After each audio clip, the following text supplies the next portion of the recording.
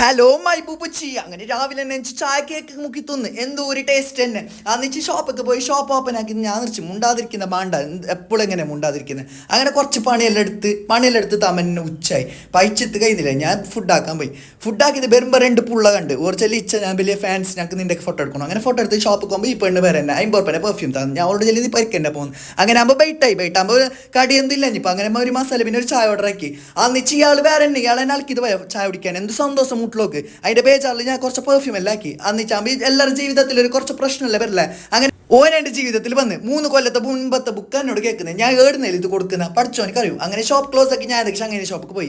ഓന് ദീപാവളിൻ്റെ എന്തൊക്കെ ബാണ കേട്ടെ. ഞാൻ ബാണ്ടായാലേ അന്ന് ഞാൻ എന്തൊക്കെ തർക്കാരി മേങ്ങായാലും ഇത് പോയി ചങ്ങനെ വിളിച്ചോണ്ട് അന്ന് ചക്കനോട് 100 രൂപയ്ക്ക് എല്ലാ തർക്കാരും മിക്സ് ആക്കി തരും. അത് തക്ക തന്നിപ്പാ സന്തോഷമായി. അതിൻ്റെ സന്തോഷത്തിൽ ഞാൻ പരിക്ക് പോകുമ്പോൾ യാ റഹ്മാനെ എന്ത് തലകുമ്പോൾ സഹിക്കാൻ കഴിയുന്നില്ല.